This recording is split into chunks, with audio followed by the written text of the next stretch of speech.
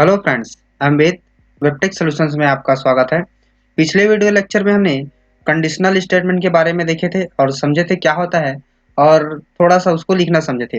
इस video lecture में हम कुछ प्रोग्राम बनाएंगे जिसके थ्रू हम कंडीशनल स्टेटमेंट को और अच्छे से समझ पाएंगे। तो आइए वीडियो स्टार्ट करते हैं। हमने कोड ब्लॉक्स एडिटर ओपन कर लिया है। इसमें हम एक छोटा सा प्रोग्राम बनाएंगे जिसके थ्रू हम कंट्रोल स्टेटमेंट को और अच्छे से समझेंगे। हम इसमें एक छोटा सा प्रोग्राम बनाएंगे जिसमें हम चेक करेंगे यूज़र का एज और बताएंगे कि यूज़र वोट के लिए एलिजिबल है या नहीं। तो सबसे पहले हम एक फ़ाइल क्रिएट कर लेते हैं।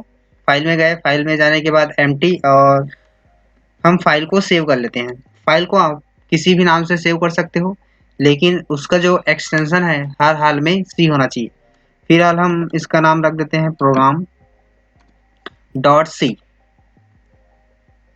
सबसे पहले हमें हेडर्स फाइल इंक्लूड करना पड़ेगा। वो हेडर फाइल है studio.h और conio.h। studio.h फाइल का यूज़ हमें यूज़र से इनपुट और आउटपुट लेना है इसलिए करेंगे, और conio गेट ch वगैरह यूज़ करना रहेगा तो उसके लिए करेंगे।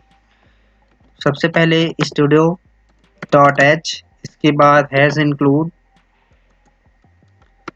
conio.h और इसके बाद वाइड मेन से हमारा प्रोग्राम रन होना स्टार्ट होता है। हम एक प्रोग्राम बना रहे हैं जिसमें हम यूजर से उनका एज लेंगे और उसके एज को कंपेयर करेंगे कि वो वोट देने के लिए एलिजिबल है या नहीं। हमारे इंडिया में वोट देने के लिए 18 से एबव वाले एज वाले दे सकते हैं। तो हमें चेक करना है कि यूजर का जो एज है वो 18 से ऊपर है कि नहीं। 18 या 18 से ऊपर है क्या? अगर वो 18 से ऊपर होगा तो वोट देने के लिए एलिजिबल है, नहीं तो वोट देने के लिए एलिजिबल नहीं है। जैसे हमें किसी ने अपना एज बताया और हम 18 से कंपेयर करके बता देंगे कि वो वोट देने के लिए एलिजिबल है कि नहीं। हम चेक करेंगे कि उसका जो एज है 18 से एबो है क्या। अगर वो एबो है तो एलिजिबल है, और नहीं है तो एलिजिबल नहीं है। तो अब हम ये प्रोग्राम के थ्रू कैसे बताएंगे, तो आइए थोड़ा समझते हैं। सबसे पहले तो हमें यूज़र से इनपुट लेना है उनका एज। तो यूज़र से इनपुट लेने के लिए हमने पिछले वीडियो में एक फंक्शन पढ़ा था स्कैनफ। स्कैनफ के थ्रू हम यूज़र से इनपुट ले सकते हैं। अब यूज़र से जो इनपुट लिया उसको कहीं न कहीं तो आपको स्टोर करना पड़ेगा। वो वैल्यू हम कहीं न कहीं किसी वेरिएबल में स्टोर करते हैं।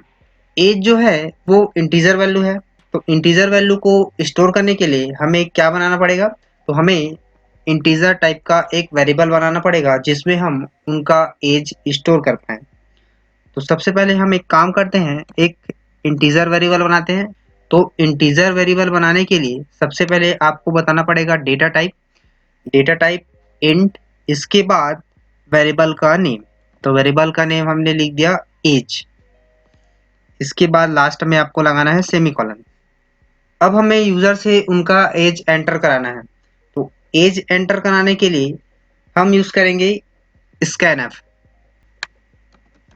स्कैनफ, और इसमें आपको दो पैरामीटर देना पड़ता है। सबसे पहले किस टाइप की वैल्यू आप ले रहे हो, तो हम ले रहे हैं इंटीजर टाइप के। तो इसके लिए फॉर्मेट स्पेसिफायर लगाओगे %d। इसके बाद कहाँ उसको स्टोर करना है, तो हमें एज नाम के वेरिएबल में उसको स्टोर करना है। तो आप यहाँ लिखोगे m% एज।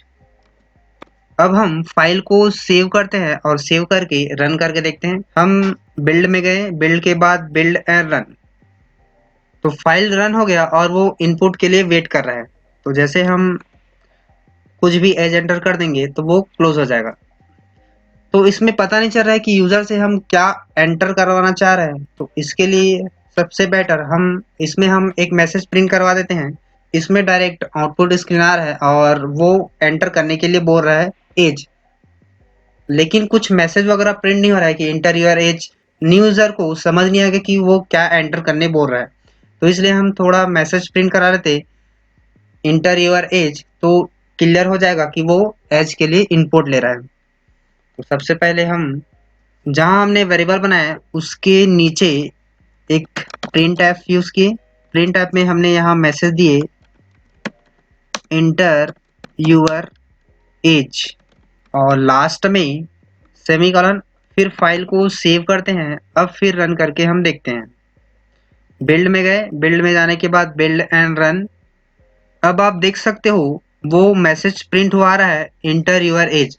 इससे न्यू यूजर को क्लियर हो जाएगा कि वो कौन सा इनपुट चाह रहा है। अब जैसे हमने एज दिया 34, इसके बाद एंटर करते हैं। अब हमें चेक कराना है कि वो वोट के लिए एलिजिबल है या नहीं। तो आगे देखते हैं। हम किसी यूजर के एज से ये बता पा रहे हैं कि वो एलिजिबल, वोट देने के लिए एलिजिबल है या नहीं। हम चेक कर रहे हैं कि उनका जो एज है वो 18 ईयर या 18 से एबव है, तो वो वोट देने के लिए एलिजिबल है। मतलब कहीं ना कहीं हम एक कंपेयर कर रहे हैं 18 और यूजर ने जो एज दिया उनका। इसे आपको अपने कंप्यूटर सिस्टम को समझाना है। तो ये कैसे समझाओगे? तो इसके लिए ये कंडीशनल स्टेटमेंट है जो कंपेयर करेगा। मतलब हमारा कंप्यूटर सिस्टम कंपेयर करेगा कि जो एज है 18 और यूजर ने जो दिया 18, दोनों के बीच में वो कंपेयर करेगा। तो हम यूज करते हैं इफ। यहाँ हमें चेक करना है यूजर ने जो दिया एज और वोट देने के लिए जो एलिजिबल एज है, तो वो एज 18। तो हमने यहाँ लिख दिया 18। अब दोनों के बीच में कंपेयर करना है। तो कंपेयर कैसे कराओगे?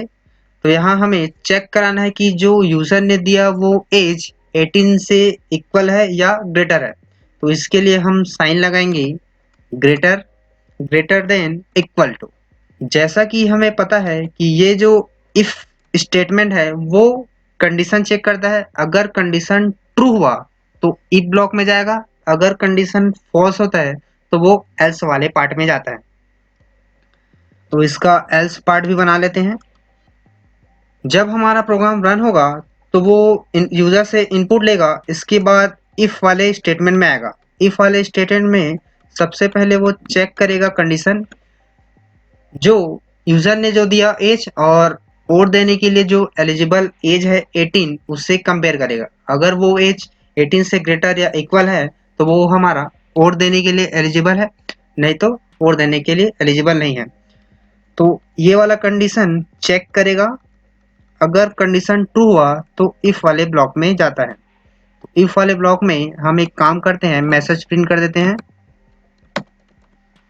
प्रिंट एफ, प्रिंट एफ के अंदर डबल कोट में